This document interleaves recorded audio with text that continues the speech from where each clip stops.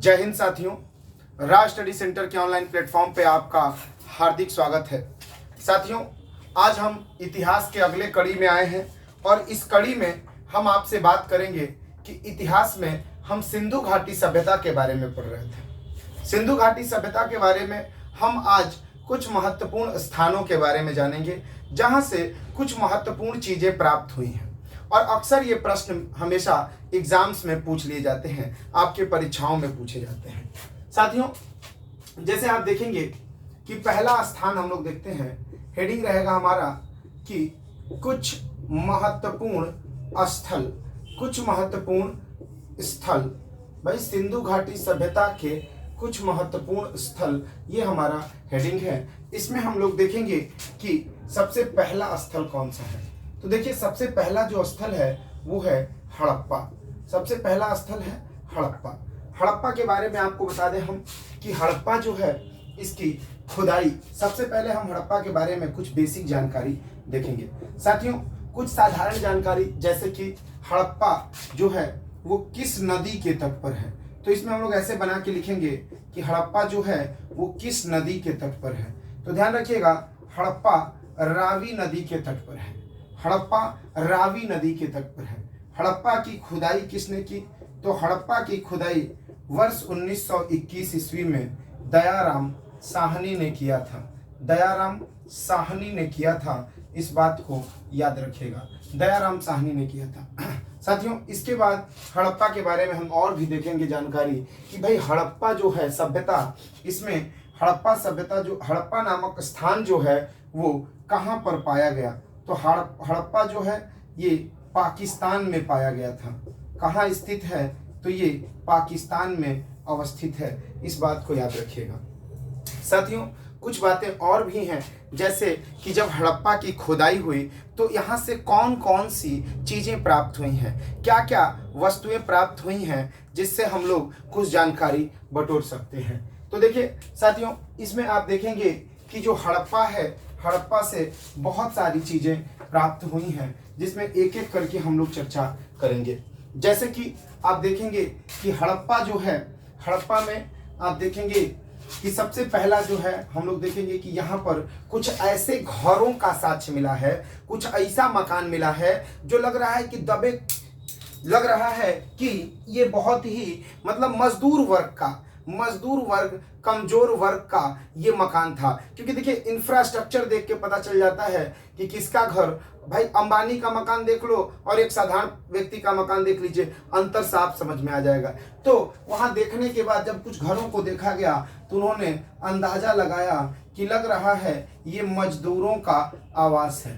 तो हड़प्पा से सबसे पहला मजदूरों का आवास प्राप्त हुआ है।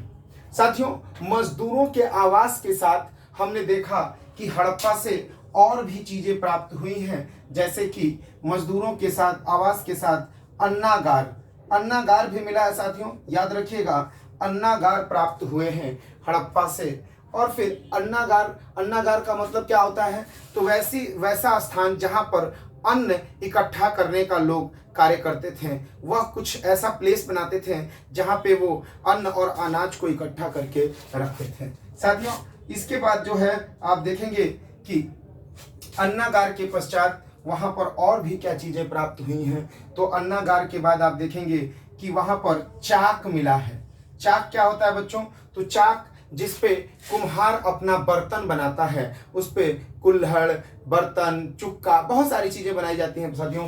तो देखेंगे आप कि चाक प्राप्त हुआ है। ठीक है, इसके बाद आप देखेंगे कि यहीं से, इसी स्थान से एक प्रतिमा मिली है जिसे मातृ देवी कहते हैं। लोगों ने क्या कहा? इसे मातृ देवी कहा। एक ऐसी महिला जिसके गर्भ से पौधे निकल रहे हैं, पौधा निकल रहा है। लोगों ने आकलन लगाया कि हो सकता है इसके बनाए जाने के पीछे का कारण रहा हो कि इन लोगों की मान्यता हो कि ये सृष्टि का जो निर्माण हुआ है, ये पूरी संस्कृति का जो निर्माण हुआ है, वो महिलाओं के द्वारा हुआ है। यानी कि एक प्रकार से वो मातृ देवी के द्वारा हुआ है। ठीक है, यहाँ से साथियों ओखली के साक्ष्य भी देखने को प्राप्त होते हैं। तो याद रखिएगा, ओखली भी कहाँ से मिली है? तो हड़प्पा से मिली है। ओखली हड़प्पा से प्राप्त हुई है, याद रखिएगा। और भी चीजें हैं जैसे कि ओखली के साथ साथ आप देखेंगे कि यहाँ पर भाई आपको एक ऐसी चीज मिली, ऐसी संरचना मिली, जैसे कि आप देखते होंगे कि एक ताबूत। ताबूत का मतलब क्या होता है साथियों? ताबूत का मतलब ये है कि जैसे जब लोग मर जाते हैं, मरने के बाद आप देखेंगे कि इस्लाम धर्म में लोगों को एक बक्से में बंद करके ले जाया जाता है, लेकिन इस्लाम धर्म में जो बक्सा यूज किया जाता है उसे मरने के बाद उस बक्से के साथ व्यक्ति को दफनाया नहीं जाता। लेकिन ईसाई धर्म में जिस बक्से का प्रयोग किया जाता है, जो बहुत ही सुंदर और वीआईपी ढंग का बक्सा होता है, उस बक्से को ताबूत कहते हैं। तो एक ताबूत भी प्राप्त हुआ है, ताबूत मिला है। अच्छा, ताबूत मिला और भैया ताबूत के साथ साथ वहां पर एक RH-37 कब्रिस्तान मिला है। RH-37 कब्रिस्तान मिला है, इस बात को याद रखिएगा, यानी कि दफनाने की भी जगह प्राप्त हुई है। साथियों RH-37 क्या है? तो भैया इतिहासकारों को बहुत सारी चीजें मिली और सारे कब्रिस्तान मिले, तो इसमें नामकरण किया गया। तो RH-37 नामकरण किया गया है कब्रिस्तान का। तो RH-37 नामक कब्रिस्तान कहाँ प्राप्त हुआ है? तो याद रखिएगा हड़प्पा में, क्योंकि ये प्रश्न बहुत ही प्रचलित है, इसलिए इसके बारे में यहाँ पर हम चर्चा कर रहे हैं। ठीक है, तो इस तरीके से मजदूरों का आवास, अन्नागार, चाक, मातृदेवी की मूर्ति, ओखली, ताबूत और RH-37 कब्रिस्तान। तो इस तरीके से आपको एक माइंड में हो गया कि भाई ये जो है कब्रिस्तान, RH-37, ताबूत और ये सारी चीजें कहाँ से प्राप्त हुई हैं। तो पहले तो बेसिक जानकारी यही था कि हड़प्पा जो है किस नदी के तट पर है? तो रावी नदी के तट पे है हड़प्पा। उसके बाद हमने देखा कि हड़प्पा की खुदाई किसने की थी? तो दयाराम साहनी ने किया था 1921 ईस्वी में। हड़प्पा है कहाँ? तो साथियों हड़प्पा जो है पाकिस्तान में मोंटगोमरी डिस्ट्रिक्ट में अवस्थित है, पाकिस्तान के मोंटगोमरी जिले में स्थित है हड़प्पा। तो इस तरीके से आप देख सकते हैं, इन्हीं बेसिक चीजों से प्रश्न हमेशा पूछा जाता है। ठीक है साथियों, अब अगले स्थान की तरफ हम बढ़ेंगे, जिसमें हम देखेंगे मोहनजोदड़ो। जैसे हम देखेंगे मोहनजोदड़ो, दूसरा सबसे महत्वपूर्ण स्थान है मोहनजोदड़ो। तो देखिए मोहनजोदड़ो जो है यहां से क्या प्राप्त हुआ है, तो इसको भी हम लोग देखेंगे। तो मोहनजोदड़ो दूसरा स्थान, मोहनजोदड़ो। मोहनजोदड़ो के बारे में आपको हम बता दें, मोहनजोदड़ो का सबसे पहला तो यही प्रश्न पूछता है कि इसका अर्थ क्या होता है। तो साथियों मोहनजोदड़ो का अर्थ है मृतकों का टीला। मृतकों का टीला, मृतकों का टीला या लाशों का टीला, मृतकों का टीला या लाशों का टीला। किसी किसी किताब में मृतकों का टीला, प्रेतों का टीला या लाशों का टीला लिखा हुआ है। तो मृतकों का टीला होता है इसका अर्थ मोहनजोदड़ो का। ठीक है, इसके बाद हम लोग देखेंगे कि भाई मोहनजोदड़ो जो है इसकी खुदाई कैसे हुई, ये किस नदी के तट पर है। तो ये मोहनजोदड़ो जो है ये सिंधु नदी के तट पर है। कहां पर है? तो सिंधु नदी के तट पर है। मोहनजोदड़ो सिंधु नदी के तट पर है। ठीक है, इसकी खुदाई किसने की साथियों? तो खुदाई जो है राखलदास बनर्जी ने किया है। राखलदास बनर्जी ने किया है इस मोहनजोदड़ो की खुदाई। मोहनजोदड़ो की खुदाई राखालदास बनर्जी ने किया है। राखालदास बनर्जी, इससे भी प्रश्न पूछता है कि मोहनजोदड़ो की खुदाई किसने की है, तो राखालदास बनर्जी। इसके बाद आप देखेंगे कि कहां पर स्थित है मोहनजोदड़ो। तो मोहनजोदड़ो जो है पाकिस्तान में, पाकिस्तान के लरकाना प्रांत में। कहां पर है साथियों? लरकाना प्रांत, लरकाना प्रांत में स्थित है। लरकाना प्रांत, याद रखिएगा कि मोहनजोदड़ो कहां पे स्थित है। तो मोहनजोदड़ो पाकिस्तान के लरकाना प्रांत में स्थित है। साथियों इसमें आप देखेंगे कि इस बेसिक चीजों से भी प्रश्न अक्सर बनाए जाते हैं, तो इन सभी बेसिक चीजों को हमें इग्नोर नहीं करना है, बारीकियों से चीजों को देखना है। ठीक है, तो ये सारा चीज हो गया इसका बेसिक जानकारी। इसके बाद हम देखेंगे कि क्या क्या चीजें प्राप्त हुई हैं। ठीक है, तो मोहनजोदड़ो से आप देखेंगे कि इसमें मोहनजोदड़ो में सबसे पहली चीज ये है कि यहाँ पर एक ऐसा घर मिला जिसमें कुछ स्वास्तिक जैसा चिन्ह बना हुआ था और इस स्वास्तिक जैसे चिन्ह बनने के कारण आपको बता दें कि लोगों ने ये अनुमान लगाया कि ये पुरोहितों का घर है। लोगों ने कहा कि ये पुरोहित का आवास है, यानी कि पंडित या पुरोहित का ये मकान है। आखिर देखने के बाद ही पता चला कि ये पुरोहित का क्या है, आवास है। नहीं तो सभी आवास में कैसे अंतर कर पाते हैं कि ये किसका मकान है। ठीक है, तो पुरोहित आवास मिला है। यहाँ से साथियों आप देखेंगे कि यहाँ स्नानागार भी मिला है, यहाँ स्नानागार भी प्राप्त हुआ है। स्नानागार आप ध्यान रखिएगा, स्नानागार का क्या मतलब है, स्विमिंग पूल। और ये स्विमिंग पूल जो प्राप्त हुआ है साथियों, ये शहर के बीचों बीच था। शहर के बीचों बीच होने के कारण इसमें एक चीज तो हमें साफ समझ में आता है कि ये किसी न किसी धार्मिक प्रयोजन के लिए बनाया गया था। ऐसा लगता था जैसे आज वर्तमान में हम लोग के यहाँ कई जो पर्व त्योहार ऐसे आते हैं गांव में, बिहार वगैरह में आप देखेंगे छठ जो है वो नदियों का त्योहार है। आप देखेंगे छठ जो है तालाबों का त्योहार है। अब तालाब में लोग इसका प्रयोजन करते हैं, तो उसी प्रकार से स्नानागार में भी उस समय हो सकता है किसी धार्मिक आयोजन के लिए उसे बनाया गया होगा। ठीक है, तो स्नानागार आप देख लिए। इसके बाद आप देखेंगे कि यहाँ पर भी अन्नागार का साक्ष्य मिला है, अन्नागार। लेकिन साथियों याद रखिएगा, अन्नागार तो मोहनजोदड़ो में भी हड़प्पा में भी मिला है। तो भैया दोनों में अंतर क्या होगा, तो हड़प्पा वाला जो अन्नागार है वो छोटा अन्नागार है, और ये जो अन्नागार है ये पूरे सिंधु में सबसे बड़ा अन्नागार, सबसे बड़ा अन्नागार आपको कहां से प्राप्त हुआ है, तो याद रखिएगा सबसे बड़ा अन्नागार हमें मोहनजोदड़ो से प्राप्त हुआ है। सबसे बड़ा अन्नागार यहीं से प्राप्त हुआ है, याद रखिए। इसके बाद आप देखेंगे कि यहां से सूती वस्त्र के साक्ष्य भी मिले हैं, सूती वस्त्र के साक्ष्य भी मिले हैं। और इसके साथ साथ आप देखेंगे कि मोहनजोदड़ो में आपको एक ऐसा कमरा मिला जहां पे ऐसा लग रहा है, लोगों का आकलन, इतिहासकारों ने अनुमान लगाया कि ये सभागार है जहां लोग बैठ के सभा करते थे। साथियों सभा करने के लिए सभागार भी मिला है। क्या मिला है, सभागार। भैया सभागार किस लिए होता है, सभा करने के लिए। लेकिन जैसे ही एक और चीज प्राप्त हुआ तो लोगों ने यह आकलन किया कि हो सकता है कि ये डांस वगैरह के लिए भी इस्तेमाल किया जा रहा हो, क्योंकि एक नर्तकी की मूर्ति भी मिली है, क्योंकि एक नर्तकी की मूर्ति भी मिली है। इसके आगे आप देखेंगे कि एक नर्तकी की मूर्ति मिली है। ध्यान रखिएगा, ये नर्तकी की मूर्ति कांसे की थी, कांसे की नर्तकी की मूर्ति प्राप्त हुई है। साथियों नर्तकी का मतलब है नचनिया, जो नाचने की मुद्रा में, नृत्य के मुद्रा में नृत्य के मुद्रा में है, और इसकी मूर्ति का साक्ष्य आपको मोहनजोदड़ो से प्राप्त हुआ है। यानी याद रखिएगा कि नर्तकी मिली है, सभा बैठेगा, यानी कि सभागार भी आपको मिलेगा। ठीक है, तो अब देखिए सभागार हो गया, नर्तकी की मूर्ति हो गई।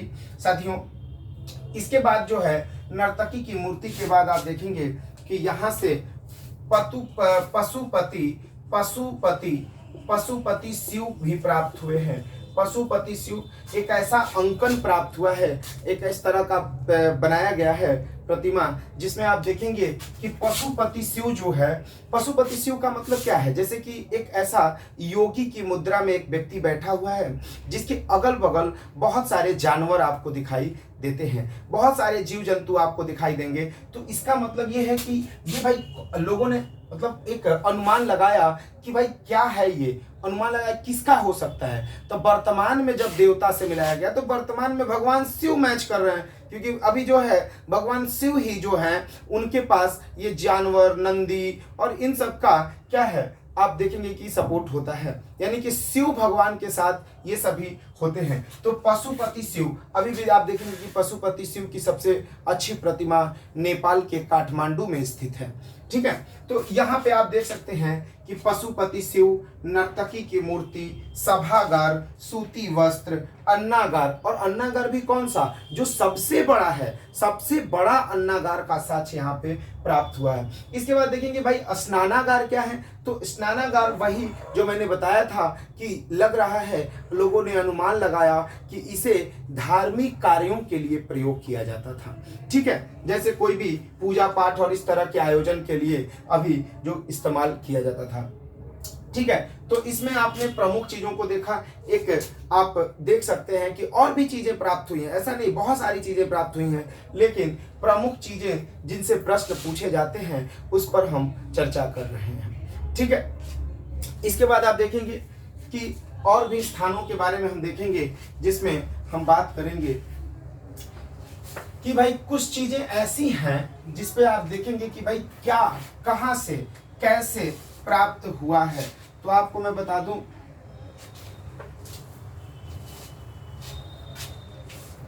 देखिए इसमें आप एक और जगह का नाम हम लोग लिख सकते हैं, चनहुदड़ो। चनहुदड़ो, चनहुदड़ो से क्या प्राप्त हुआ है, तो याद रखिएगा चनहुदड़ो जो है, चनहुदड़ो से प्राप्त होने की चीजों में हम लिस्ट जब देखते हैं तो चनहुदड़ो में आप देखिएगा, इसमें याद रखने के लिए बस इतना है कि महिलाओं से जुड़ी हुई चीजें, महिलाओं से जुड़ी हुई चीजें आपको यहां से मिलेंगी।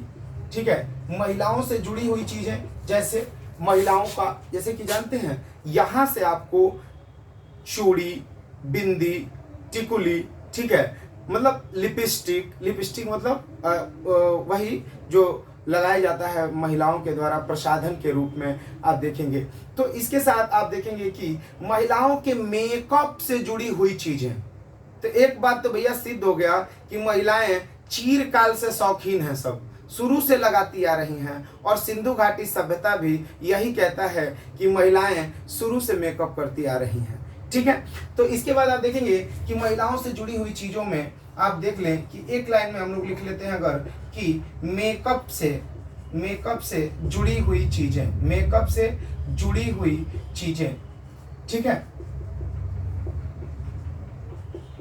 मेकअप से जुड़ी हुई चीजें याद रखिएगा। इसमें आपको काजल, बिंदी, आईलाइनर, आईलाइनर नहीं मिला था क्योंकि आईलाइनर जो है वो वर्तमान के खोज है, वो ये बहुत लेटेस्ट हो गया, आईलाइनर नहीं था, इसमें काजल तक है। ठीक है, अब आप देखेंगे कि इसमें और भी क्या चीजें प्राप्त हुई हैं। तो साथियों इसमें आप देखेंगे कि एक ऐसा पद चिन्ह मिला है, मतलब कि जैसे कि आप देखते होंगे कि जैसे कि बहुत सारी चीजें बनती है, जैसे कभी कभार हम लोग के घर और बनता है, छत बनता है, दरवाजा बनता है, कहीं भी कुछ भी ढलैया होती है, तो उसमें आप देखेंगे कि अगर कोई वहां से पास कर जाता है तो उसके पैरों के निशान वहां रह जाते हैं। तो यहाँ पर भी एक पद चिन्ह मिला है, और इतिहासकारों ने ये अनुमान लगाया है कि ये बिल्ली को कुत्ता दौड़ा रहा है, यानी बिल्ली और कुत्ते के पैर के निशान, बिल्ली और कुत्ते के पैर के निशान प्राप्त हुए हैं, पैर के निशान प्राप्त हुए हैं। याद रखिएगा इस बात को बच्चों। यहां से ही सुई धागा का साक्ष्य मिला है, सुई धागा भी यहीं से मिला है। सुई धागा कहां से प्राप्त हुआ है, तो चनहुदड़ो से प्राप्त हुआ है। ठीक है, सुई धागा। इसके बाद आप देखेंगे सुई धागा के बाद कि और भी क्या चीजें प्राप्त हुई हैं, तो इसमें आपको पता चलेगा कि यहां से डिजाइनर ईंट प्राप्त हुआ है। डिजाइनर ईंट, डिजाइनर ईंट का मतलब भैया डिजाइन बनाया हुआ ईंट, डिजाइनर ईंट प्राप्त हुआ है यहां से। इसको भी आप ध्यान रखिएगा कि डिजाइनर ईंट कहां से प्राप्त हुआ है भाई, तो चनहुदड़ो से प्राप्त हुआ है। ठीक, यहाँ पर बच्चों एक महत्वपूर्ण और बात है कि यहाँ से मनके बनाने के कारखाने भी मिले हैं। मनका का मतलब क्या होता है, वही सारी चीजें, सजावट और श्रृंगार की चीजें जो बनाई जाती थी, तो मनका बनाने के भाई कारखाना भी मिला है। कहां से, तो चनहुदड़ो से। इस बात को याद रखिएगा। ठीक है, तो मनका बनाने का कारखाना भी चनहुदड़ो से प्राप्त हुआ है।